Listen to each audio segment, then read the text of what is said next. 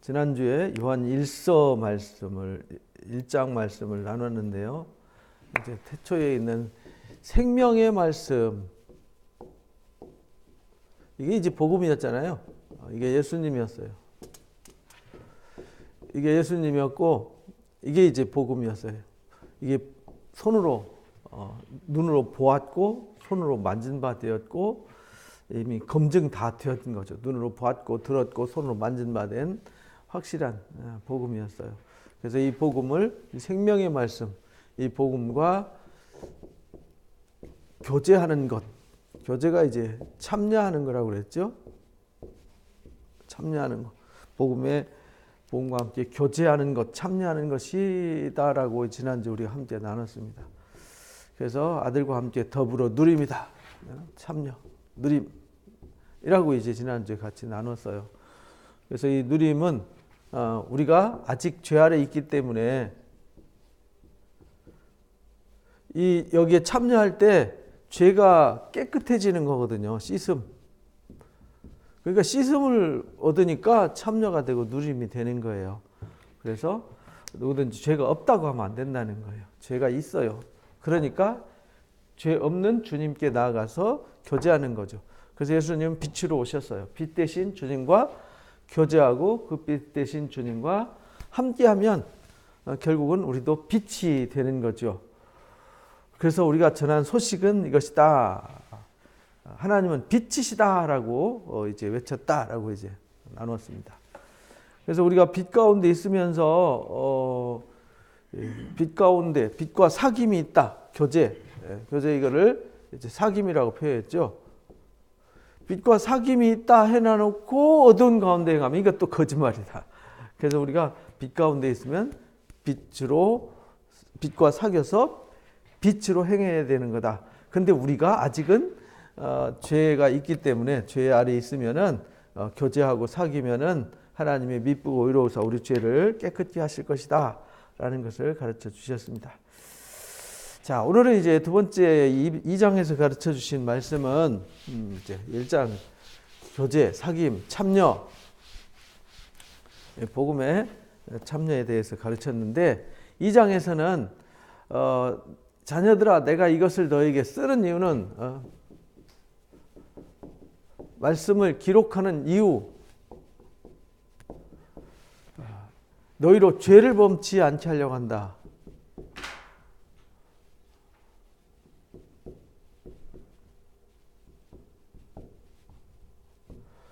죄를 범하지 않게 하기 위해서. 결국은 우리가 죄를 범하지 않는 방법은 이 말씀의 기록에 있다 이 말이죠. 말씀 속에 우리가 죄를 짓지 않는 방법이 있다. 죄를 범하지 않게 하려 합니다. 그리고 혹시 또 누가 죄를 범하지 않기 위해서 하는데 혹시 죄를 범해도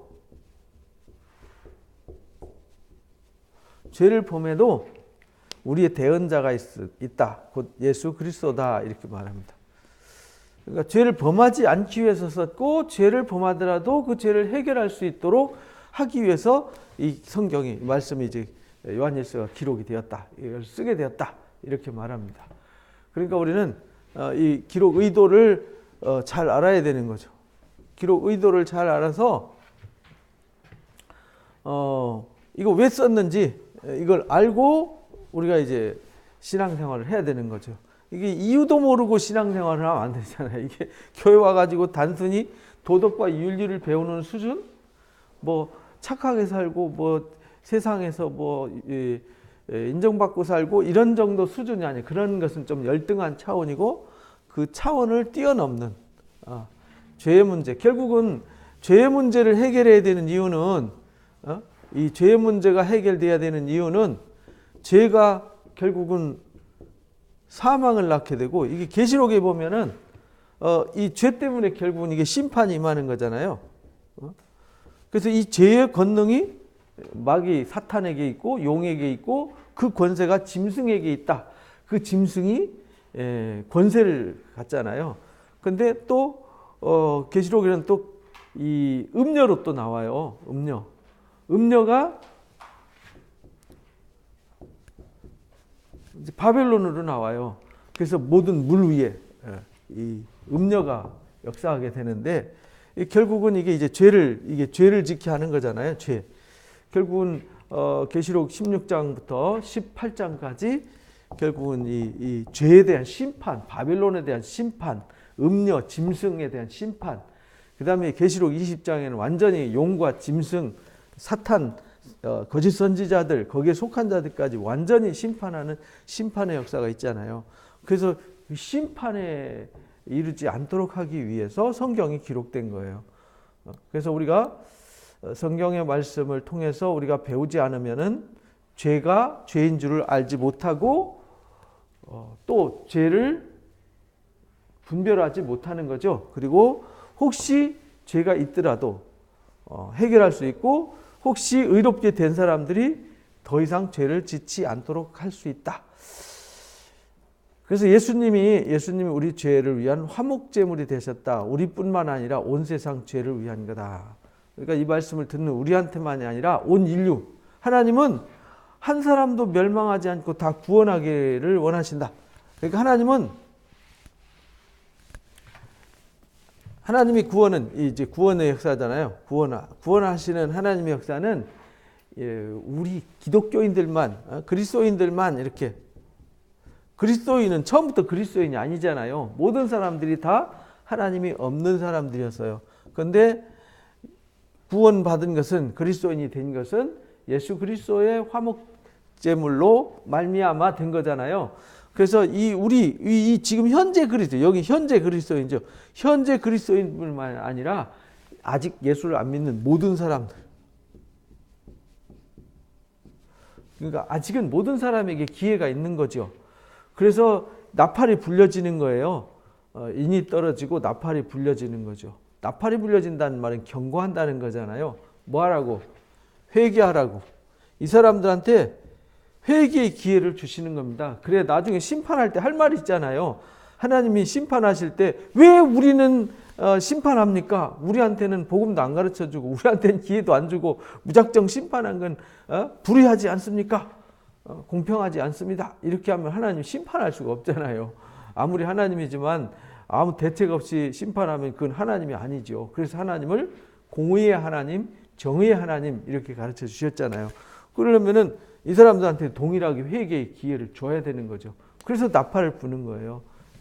땅에다도 불고 바다에다도 불고 물건원에다도 불고 하늘에다도 불고 그 다음에 짐승의 보좌에도 불고 유브라데 강에도 이제 불고 막 붑니다. 불어서 사람들에게 회개하라고 막 회개는 이 사람들한테 회개는요 그냥 말씀을 들어서 처음에는요 인을 띄어서 하나님이 이런 일을 하셔라고 하나님이 구원의 역사를 펼치셨어. 그러니까 구원을 받아야 돼. 너희가 그 죄에서 나와야 돼. 너희가 그 사단의 권세로부터 벗어나야 돼 라고 가르치지만 안 들어요. 안 들을 때 하나님이 쓰시는 방법이 징계잖아요. 징계. 진노의 막대기. 그래서 진노의 막대기 이게 이제 이 땅에 펼쳐지는 재앙이잖아요. 이 재앙에 펼쳐지는 그래서 일곱 인이 막 쏟아질 때 일곱 나팔이 불려질 때 어떤 재앙이 나타나는 건요 그들로 하여금 회개하라고 하시는 말씀이에요. 회개하라. 회개하라. 근데 그들이 회개하지 않잖아요. 그래서 이제 심판하기 때문에 그들에게도 기회가 있는 거다. 그래서 모든 사람들, 우리만을 위한 예수님이 아니라 모든 사람, 사도 바울이 디모데한테 디모데전서 2장에 하나님 한 사람도 멸망하지 않고 다 구원받기를 바란다. 이렇게 가르쳐 주셨어요. 그리고 뭐 우리가 잘 아는 에스겔서 18장과 33장 말씀에 하나님은 죄인일지라도 죽을 자일지라도 죽는 것을 기뻐하시지 않는다. 그들이 다 회개하고 돌아와서 살기를 원한다. 이렇게 이제 정을 내려주었어요. 그래서 여기서도 똑같아요. 하나님이 이 땅에 빛으로 오셨고 생명으로 오셨는데 오신 이유는 죄를 범하지 않도록 하기 위해서 또 혹시 또 죄를 범했더라도 다시 씻음 받고 새롭게 되도록 그리고 모든 사람들이 구원받도록 하기 위해서 이렇게 그러면서 우리가 그의 계명을 지키면 이로써 우리가 그를 아는 줄로 알 것이요. 그래서 우리가 이 주님을 이 죄를 해결하고 모든 사람들이 구원받기를 원하는 이게 이제 주님의 뜻이잖아요. 이게 이 주님을 안다는 게 뭐냐면 이 계명을 지키는 자 이렇게 말해. 계명을 지키는 자. 그래서 요한계시록에 성도의 옳은 행실이라고 표현했어요. 어린 양의 신부로 준비된 사람들은 어떤 사람들이냐면 구원받는 사람들은 성도의 옳은 행실로 깨끗한 세마포로 단장된 사람, 그게 어린 양의 신부로 준비된 사람, 그게 곧 뭐냐면 계명을 지키는 자. 근데 계명을 지키려면 알아야 지키죠. 그래서 아는 자가 지킬 수 있어요. 그래서 하나님이 제일 먼저 하시는 것이 에베소서 1장에서도 배웠어요. 하나님이 신령한 지혜와 총명을 주셔서 하나님을 알게 하세요. 그러니까 하나님은 내가 노력해서 공부해서 하나님을 아는 게 아니에요. 하나님을 알게 해주시는 거예요. 성령으로.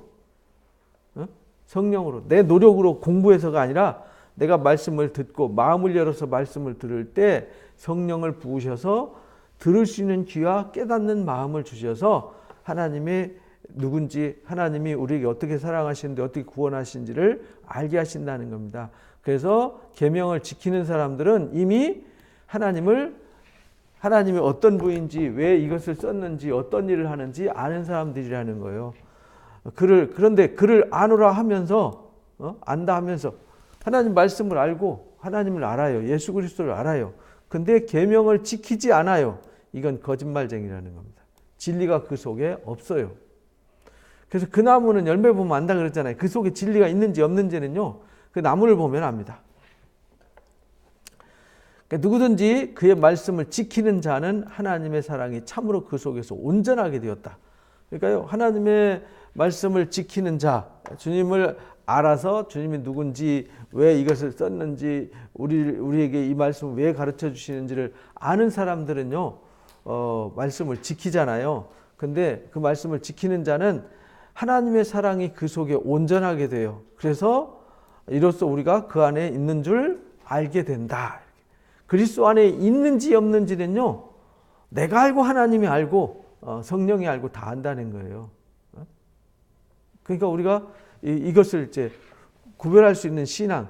그래서 여기 신앙도요, 과정이 있어요. 어린 아이가 있고요, 어린 아이, 갓난 아기가 있고요, 청년이 있고요, 아비처럼 장성한 어른이 있어요. 그래서 에베소 4장에 사도 바울이 우리가 어린 아이 같이, 어린 아이는 간사한 유혹에 쉽게 넘어지잖아요. 사탕 하나 갖고도 애들은 움직인단 말이죠. 사탕, 눈알 사탕 하나, 막 스틱에다 꼽아놓은 사탕 하나 갖고도 애들은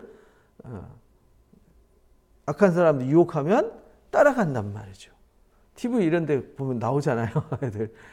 사탕 갖고, 사탕 맛있는 거 많이 줄 테니까 가자 그러면은 아무 생각 없이 따라가잖아요. 이게 어린아이 같다. 그러니까 아무 분별력도 없는 거죠. 거기서 아이에서 청년으로, 그 다음에 어른으로 이렇게 자라가야 된다. 이게 자라가야 되는데요. 여기서 이제 말씀을 지키는 자는 하나님의 사랑이 온전케 되었다는 것은 그 사람의 행위를 보면 알 수 있다라는 거예요. 그 안에 산다 하는 자는 그가 행하는 대로 자기도 행해야 된다. 내가 그리스도 안에 있다라고 말하는 사람은 내가 그리스도와 함께 동행해요. 임마누엘을 하는 거죠. 내가 그리스도와 함께 해요. 내가 그리스도와 함께함을 내가 알고 있어요. 내가 체험하고 있어요. 그래서 나는 그를 안다라고 말할 수 있어요. 근데 나는 내 속에 엉망진창이에요. 내 속에는 막 미움과 증오와 막 원망과 불평과 미움과 막 남을 험담하고 비난하고 정죄하고 막 악으로 들끓어요. 그러면서 하나님을 안다 그래요. 그건 가짜라는 거예요. 그러니까 우리가 말씀을 들을 때에도 그런 걸 분별할 수 있어야 돼요. 그래서 이단을 분별할 수 있어야 되고요, 악한 사람을 분별할 수 있어야 돼요. 하나님 이름 팔아먹고 예수님 이름 팔아먹고 하는 거 보면은 분별이 되잖아요. 분별이 돼요. 누가 그러더라고요. 아니 목사가 돼가지고 교회 교인들 머릿수로 세가지고 1억 원의 교회를 팔아 넘기고 2억 팔아 넘기면 그 교회 그걸 교회라고 할 수 있어요? 그렇게 말하더라고요. 그래서 나는 아주 간단하게 얘기했어요. 내가 볼 땐 그건 교회가 아니다. 교회를 어떻게 사고 파냐? 그럼 거기에는 사고 판다는 얘기는 그 사람 속에는 이미 하나님 없다는 얘기, 거긴 복음이 없다는 얘기다. 그런 거는 뭐 물어볼 거, 그 왜 물어보냐, 그걸. 그냥 객관적으로 봐도 거긴 하나님 없지 않냐? 어? 어떻게 하나님이 거래를 하냐? 사람 수를 거래를 하고 교회를 돈 주고 거래하냐? 거기는 이미 하나님이 떠났고 성령이 떠나버렸고 거기는 사탄이가 판치는 곳이다. 그거 질문하는 사람 자체가 우스운 거 아니냐? 그걸 왜 질문하냐? 그랬어요, 제가. 하나님의 역사는요, 그런 아주 지저분하고 더러운 역사가 아니거든요. 두렵고 떨리는 역사지. 거룩한 역사지. 그러니까 하나님을 안다 하면서 행위로 부인하는 자잖아요. 하나님을 안다 하면서 하나님을 아는 게 아니에요. 그건요, 가짜예요. 그래서 그 안에 산다고 하는 사람, 그리스도 안에서 산다고 하는 사람은 예수님이 행하는 것처럼 자기도 행해야 되는 거다. 그게 그의 계명을 지키는 자가 주님을 안다고 할 수 있고, 그 계명을 지키는 자가 죄를 짓지 않을 수 있고, 죄가 죄를 지었더라도 죄를 깨끗하게 될 수 있고, 누구든지 모든 사람이 회개하면 다 구원을 받게 하는 거다, 이렇게 말해요. 그러면서 사랑하는 자녀들아, 내가 새 계명 너에게 쓰는 게 아니다. 새로운 계명 쓰는 게 아니라는 거예요. 너희가 처음부터 가진 옛 계명이니 이 옛 계명은 너희가 이미 들은 바 말씀이다. 이미 성경 속에 다 기록이 되어 있고요. 다 가르쳐 줬던 말씀이에요. 다시 너에게 새 계명을 쓴다. 다시 쓰는 이유는, 이거 구약에도 사랑하라는 말씀은, 서로 사랑하고 말씀을 순종하라는 말씀은 구약에 이미 다 있잖아요. 근데 새 계명을 쓴대요. 그에게와 너에게도 참된 것이다. 이는 어둠이 지났고 참빛이 뭐 했어요? 벌써 비추었기 때문이다. 구약은 뭐냐면 메시아 그리스도 곧 하나님의 아들이 오신다라는 얘기가 구약이잖아요. 구약은 하나님의 아들이 이 땅에 오신다. 우리를 구원할 우리의 구속주, 우리를 대신해서 십자가 지시고 우리를 대신 속죄할 메시아가 이 땅에 오신다라고 소개하는 게 구약이에요. 그럼 신약은 뭐냐면 그분이 오셨다. 오셔서 우리의 화목제물이 되셨다. 참빛이 벌써 왔다, 이 말이에요. 참빛이 왔다. 구약에도 하나님의 사랑을 외치지만 그 사랑이 이미 와 있다. 참빛이 이 땅에 이미 와 있다. 이걸 가르치는 게 신약이에요. 계시록은 뭐냐면 그 주님이 마지막에 다시 오실 것이다. 주님이 오실 것이다. 이미 왔다. 다시 오실 것이다. 이 세 가지를 가르치는 게 성경이에요. 그러니까 예수님에 대해서만 가르치는 게 성경 66권입니다. 그러니까 예수가 빠지면 성경이 아무것도 아닌 거예요. 그래서 요한복음 5장 39절에 예수님이 그렇게 말해요. 너희가 성경에서 영생 얻는 줄 알고 성경을 열심히 공부하고 연구하지만 성경은 나에 대해서 기록한 거야. 근데 너희들이 구원받기 위해서 왜 나한테 안 오니? 이렇게 말해요. 그렇잖아요. 그래서 오리라 하신 주님, 구약, 오신 주님, 그래서 이미 벌써 와 있어요. 그리고 이미 참빛이 비치고 있어요. 근데 그분이 가셨어요. 왜 가시냐면 가는 게 유익해요. 왜냐하면 주님은 육신을 입고 오셨기 때문에 육신을 입고 오신 주님이 육신으로 입고 있으면 한계잖아, 한계. 팔레스타인 땅에 있으면 여기 광명에 있으면 서울 사람들은 못 보잖아요. 군포 사람 못 보고 지방 부산 사람도 못 보잖아요. 전라도 사람도 못 보고. 그래서 지구상에 있는 모든 사람들한테 다 보고 모두 동시에 일할 수 있는 방법은 주님이 가시는 게 유익하다는 거예요. 그래서 요한복음 16장에 가는 게 유익하다. 왜? 간 뒤에 보혜사 성령이 오면 모든 사람이 성령을 받고 모든 사람들이 말씀을 읽고 묵상할 때 하나님이 모든 사람들에게 성령을 부어서 그리스도를 알게 할 수 있으니까 가는 게 유익하다. 이렇게 가르쳐 주신 거예요. 그래서 성령이 와서 하시는 일은 이미 와 있다. 이미 화목제물이 되셨다. 이미 속제물이 되셨다. 그래서 누구든지 예수 그리스도를 믿으면 구원받는다. 예수 그리스도를 믿으면 죄가 없다. 의인이 된다. 하나님의 자녀가 된다. 하나님의 나라를 상속할 수 있다.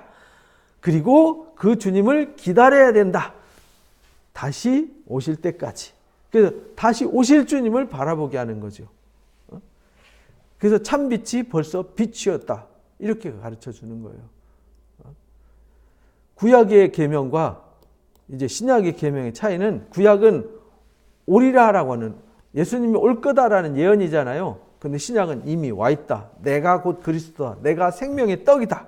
내가 생명의 빛이다. 내가 양의 문이다. 내가 양의 목자다. 이렇게 친히 말씀하신 거란 말이죠. 그리고 사도들을 통해서 예수 그리스도를 믿으면 모두 다 구원받는다. 그러면서 다시 주님이 오시면 세상 끝나고 새하늘과 새 땅이 펼쳐진다. 이걸 하는 것이 이제 복음이라는 거죠. 근데 빛 가운데 있다 하면서 그 형제를 미워하는 자는 지금까지 어둠에 있는 거다. 그래서요, 이게 나는 빛이야, 나는 진리가 있어, 이렇게 말하면서 형제를 미워하는 사람이 가짜라는 거예요. 이게 잘 분별해야죠. 지금까지 어둠에 있는 거다. 그의 형제를 사랑하는 자는 빛 가운데 거하여 자기 속에 꺼림이 없다. 그래서 내 속에요. 그래서 우리 신앙은 다른 게 아니에요. 내 안에 그리스도가 거하고 내 안에 하나님의 생명이 머물러서 내 안에 빛이 머물러서 내 안에 자유가 있어야 되는 거죠. 꺼림이 없는 거.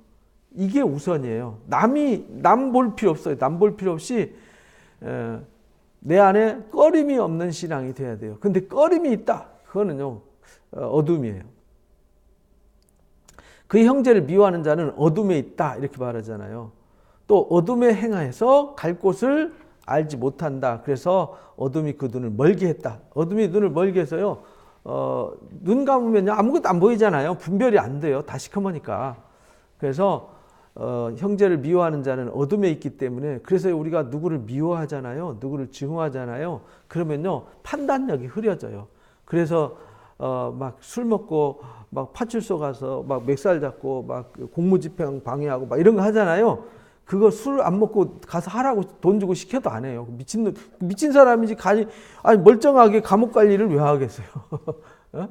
최근에 어떤 야구 선수가 술 먹고 자다가 걸려갖고 진짜 탄탄대로 이 예비된 길 한 방에 술 한 잔에 다 날라먹었잖아요. 그 얼마나 우스운 일이에요. 그런데요, 그거 어두워지면요, 마음에 악한 생각이 들고 어둠이 들어와 있으면요, 자기가 지금 무슨 짓 하는지 몰라요. 나중에 정신 차리고 보면 내가 무슨 짓 한 거지? 이렇게 되는 거예요. 이게 어둠의 역사예요. 그러니까요, 흔히 하는 말로 그러잖아요. 그런 사람들이 내가 귀신 씌었나 봐. 내가 귀신 씌었나 봐. 그러니까요, 이 세상 일이 나도 모르는 사이에 귀신 들린 것처럼 그냥 이거 어떻게 된 건지? 왜 이렇게 됐지? 이렇게 되는 거예요. 그래서 영적으로 깨어있으라는 겁니다. 빛 가운데 거해야 된다는 거죠. 빛 가운데 거하려면 내 안에 주님이 거하셔서, 곧 주님의 생명이 머물러서, 주님의 빛이 머물러서 어둠이 전혀 없어야 돼요. 그래서 어둠이 전혀 없으니까 꺼림이 없는 상태가 되는 거죠. 이럴 때 내가 그리스도 안에 있다. 내가 주님을 안다라고 말할 수 있다. 주님을 안다라고 말하는 사람은 주님이 우리를 사랑하듯이 사랑하는 사람이 되는 것이다. 이렇게 가르쳐 주신 거예요. 그 형제를 미워하는 자는 어둠에 있고 어둠에 행하기 때문에 갈 바를 알지 못해요. 그래서 어둠이 있기 때문에 분별력이 없어져요.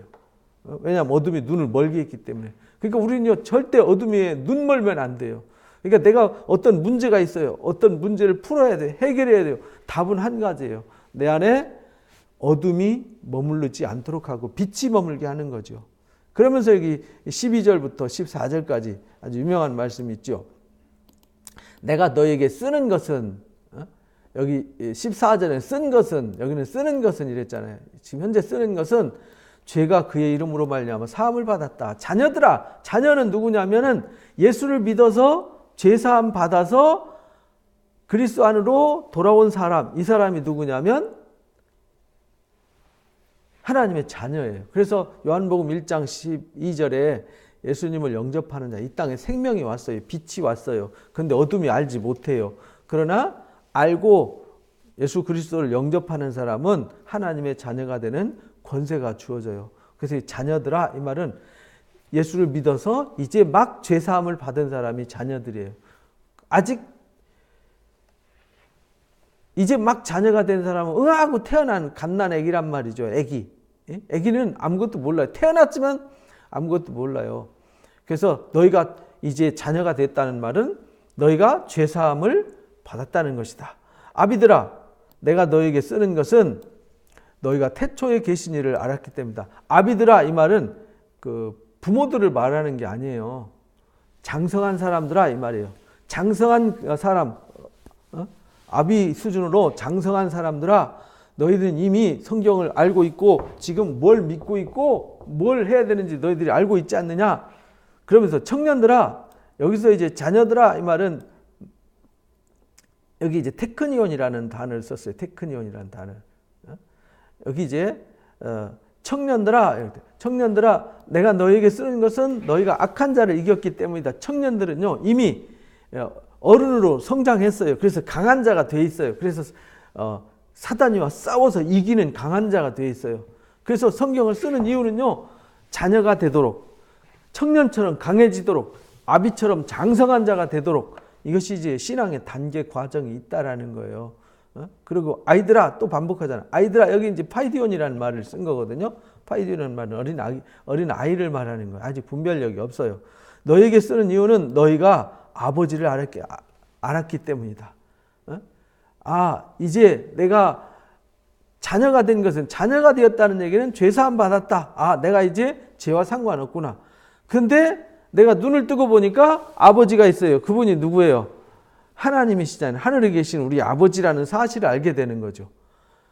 이 세상엔 다른 신이 없어요. 오직 하나님만이 창조주 하나님이시고 나의 아버지 되세요. 그 사실을 아는 게 누구냐면 아이들이에요. 그래서 어린 아이만 되지 말라는 거. 아버지라는 것만 알고 있고 아버지만 쳐다보지 말고 스스로 서서 일할 수 있는 강한 자, 사단이와 싸워서 이길 수 있는 강한 자가 돼야 된다는 거죠.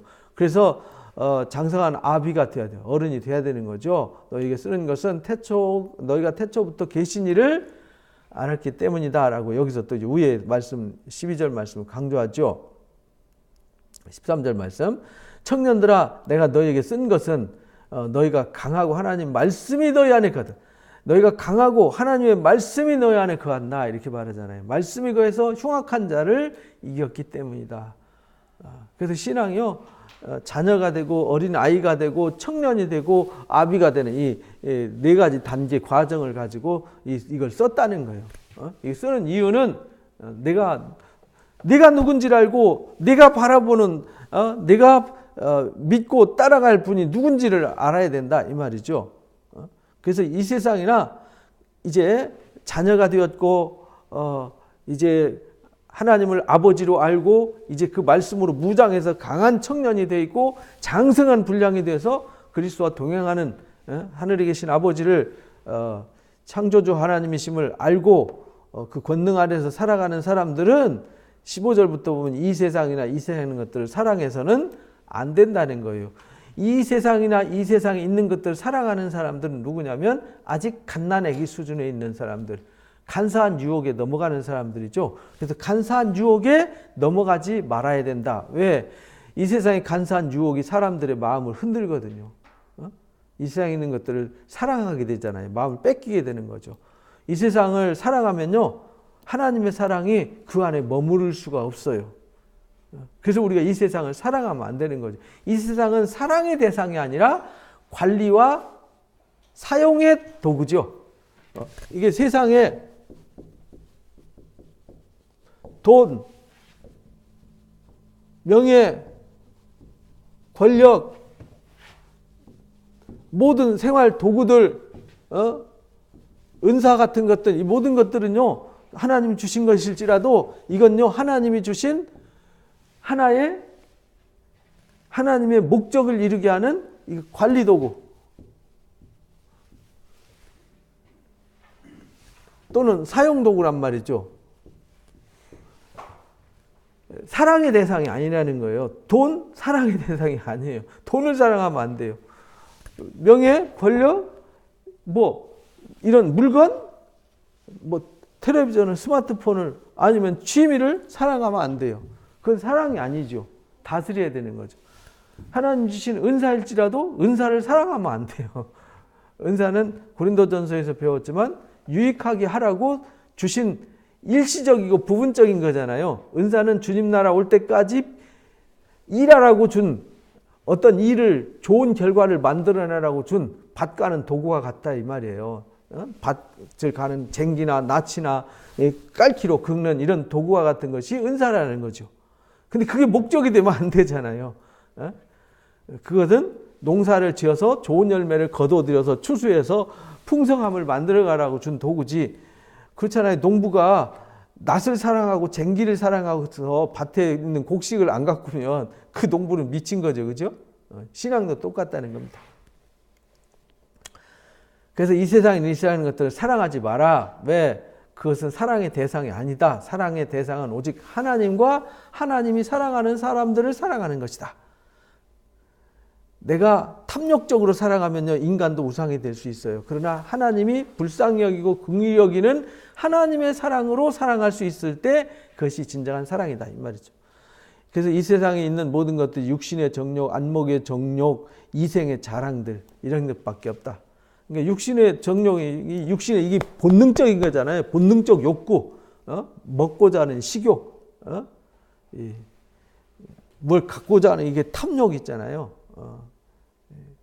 또 성적인 욕구, 막 이런 욕구들이 이 육신 속에 있어요. 눈에 보여지는 건 막 견물생심이라 그러잖아요. 아담과 하와가 눈에 보여지는 선악과를 보는 순간 뿅 가버렸잖아요. 똑같은 거예요. 아담과 하와가 이 세 가지 욕구에 결국은 빠져서 망한 거거든요. 보암직하고 먹음직하고 지혜롭게 할 만큼 탐스러웠던 거. 예수님도 이 세 가지로 시험했잖아요. 그러니까 육체를 가지고 있는 모든 사람들은 이 세 가지 시험으로 다 넘어가는 겁니다. 보암직하고 먹음직하고 지혜롭게 할 만큼 탐스러운 것들로. 예수님을 3번 시험했던 것이 이 시험입니다. 안목의 장욕과 이생의 자랑들이다. 이런 것들은요, 하나님께로부터 온 게 아니라 세상으로부터 왔다. 어둠으로부터 왔다, 이 말이죠. 사탄으로부터 온 것들이다. 그러니까 우리가 사탄으로부터 온 것들을 사랑하면 안 되는 거죠. 이런 것들은 이 세상도 정욕도 다 소멸되어져요. 다 우리가 옛날에 좋았던 일 다 지나갔잖아요. 맛있었던 거 다 지나갔잖아요. 즐거웠던 일 다 지나가 버렸잖아요. 다 지나가는 겁니다. 물건 새 거 사도요, 이게 다 중고되고 나중에 쓰레기 되잖아요. 다 지나가고 소멸되는 겁니다. 다 지나가되 오직 하나님의 뜻을 행하는 자는 영원히 거한다. 그래서 우리가 하나님께 한 것은요, 주 안에서 그리스도의 이름으로 한 모든 것은요, 점 하나까지도 소멸되지 않고 복으로 쌓여진다는 거예요. 그래서 우리가 주 안에서 한 것은 냉수 한 그릇 뜨는 수고도 결코 상을 잃지 않는다라고 예수님이 제자들 파송하면서 제자들한테 가르쳐 줬어요. 그리스도 안에서 하는 일은요, 냉수 떠주는 거, 뭐 있는 물 떠주는 거, 뭐 어려운 것도 아니잖아요. 내게 그때는 물이 귀했기 때문에 물이 갖고 다니는 것이, 요즘 우리도 어디 광야나 어디 물 없는 데 다니다가 목말라 죽겠는데 누가 물 한 잔 좀 줬으면 좋겠는데 저기요, 그 물 좀 나눠 마실 수 있을까요? 안 돼요. 나무기도 지금 모자라요. 이러고 안 줄 수 있잖아요. 그런 물을 주는 게 냉수 한 그릇 뜨는 수고예요. 내가 먹어야 될 물이고 귀한 거지만 내가 좀 나눠줄 수 있는 맛. 이런 사랑, 이것은 하나님이 절대로 잃어버리지 않는다. 그런 의미로 가르쳐 준 거예요. 오직 하나님의 뜻을 행하는 자는 영원히 거하게 된다. 그러니까 우리가 소멸되는 일을 위해서 죽을 똥살똥할 거는 없잖아요. 그렇죠? 그래서 우리가 유익한 것을 위해서 하나님의 뜻을 행하는 자, 그래서 하나님의 말씀을 기록한 이유가 거기 있다, 이 말이에요. 아이들아, 지금은 마지막 때다. 아이들아 아직 철없는 때다. 철없는 아이들은 아직 애기잖아, 애기. 애기들아, 아직 분별력이 없는 사람들아, 지금은 마지막 때다. 적그리스도가 올 거다. 적그리스도가 오니까 이 분별을 해야 된다. 그러니까 애기가 돼 있지 말라는 거죠. 오리라는 말을 너희가 들었지만 지금은 들은 것 같이 지금도 많은 적그리스도가 일어났다. 많은 적그리스도가 적그리스도라는 말은 그리스도를 대적하는 사람들이 많이 일어난다, 이 말이에요. 그리스도를 대적하는 사람들이 많이 일어나는데 그게 누구냐면 이제 예수님을 부정하고 예수님을 믿지 못하게 하고 예수님을 왜곡시키는 것을 말하는 거예요. 그러므로 우리가 마지막 때인 줄 아노라. 그러니까 적그리스도가 나타난다는 얘기는 이미 마지막 때가 가까웠다. 이런 것을 이제 상징적으로 가르치는 거예요. 그러므로 우리에게서 그들이 결국은요, 이 적그리스도가 누구냐면 예수님을 믿다가 타락해가지고요, 다른 예수를 전하는 거죠. 다른 예수를. 이게 적그리스도예요. 우리에게 나갔다 그랬잖아요. 우리에게서 나갔다는 말은 공동체에서 떨어져 나갔다, 이 말이죠. 공동체. 그래서 공동체를 세우고 공동체 안에 어떤 질서를 중요하게 여기는 이유가 그래서 중요한 거예요. 그래서 민수기에 12지파가 성막을 중심으로 해서 동서남북으로 서잖아요. 그리고 레위 지파들이 가운데 이렇게 서게 되고 그것을 질서라고 그러잖아요. 자기 위치, 자기의 역할. 근데 거기서 떨어져 나가가지고 저 귀퉁이 딴 데 나가가지고 있으면요. 그걸 이단이라고 그래요. 그래서 우리에게 나갔으나 우리에게 속하지 않았다. 나갔는데 우리에게 속하지 않았다는 말은 그리스도 안에 있지 않다 이 말이죠. 만일 우리에게 속했다면 우리와 함께 있을 거다. 함께 있지 않다는 거죠. 그들이 나간 것은 다 우리에게 속하지 않다는 것을 스스로 증명하는 거다. 이렇게 말해요. 너희는 거룩하신 자에게 기름 부음을 받고 모든 것을 아느니라. 그러니까 자녀들아, 아이들아, 아비들아, 이제 우리는 거룩하신 자 하나님이죠. 기름 부음을 받았어요. 성령을 받았어요. 그래서 영적으로 분별력이 있어요. 고린도전서 2장 말씀대로 신령한 일은 성령 받은 사람만이 분별할 수 있어요. 그래서 거룩한 자들은요, 거룩한 자에게서 기름 부음 받은 성령 받은 사람들은요 다 분별할 수 있어요. 그래서 내가 너에게 쓰는 것은 이것을 쓰는 것은 여기 또 이제 기록하는 이유는 너희가 진리를 알지 못해서 쓰는 게 아니라는 거예요. 알기 때문에 쓰는 거다. 알기 때문에 다시 정확하게 알으라고. 그러니까 우리가요 성경을 어설프게 알면요 잘 속아요. 그래서 이 성경을 어설프게 아는 사람들이 교만해지는 거예요. 절대 성경 조금 어설프게 알고 교만해지면 큰일 나거든요. 정확하게 알아야 돼요. 그래서 이미 알고 있어요. 배웠어요. 알고 있어요. 그런데 다시 가르쳐요. 왜? 모든 거짓 것은 진리에서 나지 않기 때문이다. 근데 거짓 것을 믿는다는 거잖아요.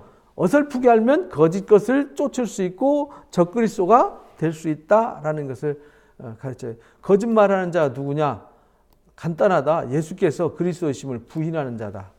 예수님이 이 땅에 메시아로 온 것, 그리스도로 오셨다는 것을 부정하는 자다.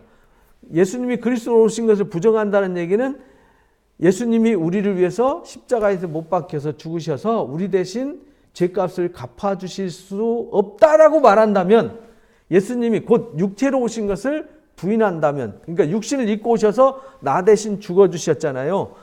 예수님 육체로 오신 것을 부인하면 우리는 죄사함 받을 길이 없는 거죠. 그러면 하나님이 그토록 수천 년 동안 희생으로 일하셨던 그 사랑의 수고를 엉망으로 만들어버리는 악한 사람이 되는 거죠. 그것을 하나님을 대적했다. 하나님의 하시는 일을 가로막았다. 그래서 적그리스도 이렇게 말하는 거예요. 그리스도의 심을 부인하는 자가 있냐? 아버지와 아들을 부인하는 그가 적그리스도다.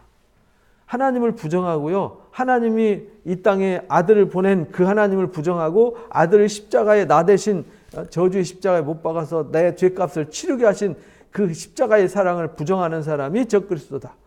아들을 부인하는 자에게는 아버지가 없다.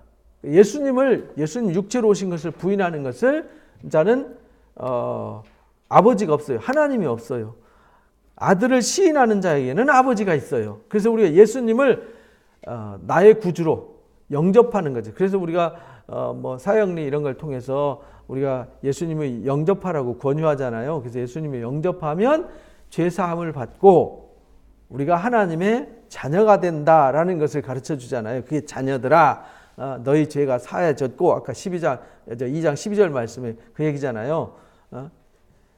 자녀들아 너에게 쓰는 것은 죄가 그 이름으로 말미암아 사함을 받았느니라 이랬잖아요. 여기서 이제 23절도 아들을 부인하면요, 예수님이 우리 죄를 사하셨다는 것을 부인하면 하나님과 상관이 없어요. 그러나 예수님이 나를 위해서 십자가를 지셨어요. 내 죄를 위해서 십자가에서 돌아가셨어요. 내가 그것을 믿어요. 그러면은 내가 내 안에 아버지가 있어요. 그게 아버지가 있는지 없는지를 분별하는 근거예요. 내가 그런 믿음이 있어요. 그럼 이미 내 안에 아버지가 있어요. 내 안에 생명의 씨가 있어요. 내 안에 하나님의 나라가 임했어요. 내 안에 하나님의 영광이 임했어요. 이렇게 되는 거예요.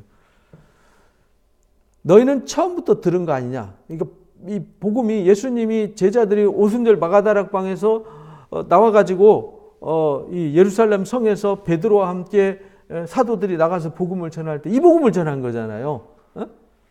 고린도전서 15장 말씀대로 성경대로 예수님이 이 땅에 오셨고 성경대로 예수님이 십자가에서 죽으시고 성경대로 3일 만에 다시 부활하셨다는 거잖아요. 이 복음, 이거 처음부터 너희가 들었다. 결국은 사도들이 전한 복음이 이 복음이거든요. 너희 안에 거하게 하라. 이 복음, 처음 들었던 이 복음의 이 십자가의 복음, 부활의 복음, 이것을 너희 안에 거하게 해라. 처음부터 들은 것이 너희 안에 거하면 너희가 아들과 아버지 안에 거하는 거다. 예수님과 하나님 안에 거하는 것이다. 이게 이제 신앙의 기초고 기본이란 말이죠. 그래서 초대교회 때 이 사실을 부인하는, 부정하는 이단이 등장했잖아요. 이단. 그게 누구냐면 마르시온, 그 다음에 몬타누스라 그랬잖아요. 몬타니즘, 마르시오니즘, 이게 뭐냐면요, 이게 이단들이었단 말이에요. 이게 예수님이 영으로 오셨다. 이건요, 시한부 종말을 외쳤던, 요즘 신천지 같은 시한부 종말을 외쳤던 사람들이 보혜사 성령이 왔다고 막 뻥쳐가지고 그때 임박한 종말론으로 사람들을 혼란하게 만들었던 게 몬타니즘이잖아요. 그래서 이 이단들의, 여기 또 이제 에비온파가 있고, 에비오니즘이 있고요. 여기 이제 영지주의가 있어요. 그노시스즘. 이런 것이 이단들의 특징이란 말이죠. 또 니골라당이 있었고요. 이런 다양한 이단들이 있었는데 그가 우리에게 약속한 것은 이것이다. 곧 영원한 생명이라는 걸 잊지 마라. 그러니까 하나님께서 우리가 이 말씀을 기록하고 가르쳐 주신 것은 이 잘못 알아가지고요, 예수님을 잘못 가르치면 이 마르시온이 되고요, 몬타누스가 되는 거고요, 이 에비온이 되고요, 이게 이제 니골라당이 되고요, 이 영지주의인 그노시즘이 되는 거예요. 그러니까 우리가 이런 이단이 되지 않도록 그리스도를 부정하면 나와 하나님과 상관이 없어요. 내가 그리스도 안에, 내가 주님 안에 거하는 것, 내가 하나님 안에 거하는 것은 내가 예수님이 이 땅에 사랑으로 오셨어요. 생명으로 오셨어요. 빛으로 오셨어요. 근데 그 사랑과 생명과 빛이 뭐냐면 영원히 내가 죽어야 되는 어둠의 종이 돼서 어둠 안에 갇혀 있는데 나를 그 어둠에서 건져내기 위해서 내가 여기서 값을 치러야만 거기서 나올 수 있는데 예수님이 십자가에서 그 값을 치렀어요. 육체로 값을 치렀어요. 이거 부정하면 끝. 기독교는 끝장이에요. 아무것도 아니에요. 제일 중요한 게 기본이 그거예요. 그래서 예수님이 이 땅에 오셔서 십자가를 지시고 부활하신 사건은 우리에게 영생이라는, 영원한 생명이라는 약속을 이루어지려고 온 거다. 그래서 그가 누구예요? 아버지와 아들이 우리에게 약속하신 것. 예수님을 이 땅에 보내시고 십자가를 지게 하시고 성령을 보내시고 일하시는 하나님의 그 목적 뭐냐? 영원한 생명을 얻는 것이다. 이 땅에서 평안하고 이 땅에서 잘되고 이런 것이 하나님의 일이 아니에요. 그건요, 이 땅에서 살다 보면요, 어려운 일도 있고 곤란한 일도 있고요, 피곤한 일도 있고 짜증나는 일도 있을 수밖에 없어요. 왜? 이 땅이 하나님 나라가 아니니까. 그거 가지고 예수 잘 믿어서 잘 되고 예수 못 믿어서 안 되고 그런 수준으로 말하는 걸 그걸 이단이라고 그래요. 그걸 이제 가짜 기복신앙, 그건 잘못된 영지주의, 이런 신앙이 되는 거죠. 그건 잘못된 신앙이에요. 예수 믿어도요, 어려움을 겪을 수 있어요. 그러면은 세례 요한은 예수님 오신 길 예배했다가 30 초반에 목 잘려서 순교했으면은, 그러면은 그 사람은 저주받았습니까? 그럼 요시야 왕은 39살에 죽었는데 가장 훌륭한 왕 중에 하나잖아요. 그럼 그 왕은 저주받았습니까? 말이 안 되잖아요. 예수님은 33세에 십자가에 못 박혔는데 예수님이 진짜 저주받아서 십자가에 못 박혔습니까? 스데반 집사는 저주받아서 돌 맞아 순교했습니까? 그런 게 아니잖아요. 그러니까 우리가 예수 믿어서 무조건 좋은 일만 있고 잘 되는 일만 있고 이렇게 생각하면 안 돼요. 그거는 기복신앙이라고 그래요. 예수 믿어도 똑같은 일을 겪지만 해석이 다른 거죠. 똑같은 일을 겪어도 내가 어떤 어려운 일이 있어요. 그럼 예수 믿는 사람은 그 어려움을 하나의 연단의 과정으로 생각해서 성숙해지죠. 그러나 예수 안 믿는 사람은 그걸 연단이 아니라 저주라고 생각해서 스스로 부패해지고 스스로 좌절하고 스스로 불행해지는 거죠. 똑같이 일을 겪어도 똑같은 아픔을 겪어도 예수 믿는 사람들은 화를 복으로 만들어가는 지혜가 있는 거죠. 믿음이 있는 거죠. 왜? 그 사망의 음침한 골짜기로 우리도 갈 수 있어요. 그러나 거기에서도 주님의 함께 하심을 믿는 사람과 나는 왜 이 꼴로 태어나서 이 사망의 음침한 골짜기를 다녀야 되는가 하고 원망하고 불편한 사람과는 다를 수 있다. 그 차이라는 겁니다. 그래서 영원한 생명을 약속하셨다. 너희는 너희를 미혹하는 자들에 관하여 내가 이것을 너희에게 썼노라. 그러니까 미혹하는 자들에 관해서 그래서 이제 이걸 확실하게 알아야 성경을 기록한 이유, 이 요한 1서를 기록한 이유 이걸 이제 명확하게 우리가 알아야 된다. 영지주의 또는 이단들 또는 적그리스도들 이런 사람들을 우리가 깨달아 알기 위해서 이걸 썼다. 그러니까 우리가 이제 이 말씀을 읽고 배웠으니까 이제 분별을 해야죠. 이건 이단이야. 이거는 잘못된 거야. 이것이 맞는 거야. 이걸 할 수 있어야죠. 너희는 주께 받은 바 기름 부음이 너희 안에 거하나니 주께 받은 바 우리는 성령 받은 바가 되었어요. 아무도 너희를 가르칠 필요가 없어요. 우리는 이 사실을 알고 있으면 누가 따로 가르칠 필요가 없는 거죠. 그죠? 확신이 있고 오직 그의 기름 부으심이 모든 것을 너희에게 가르친다.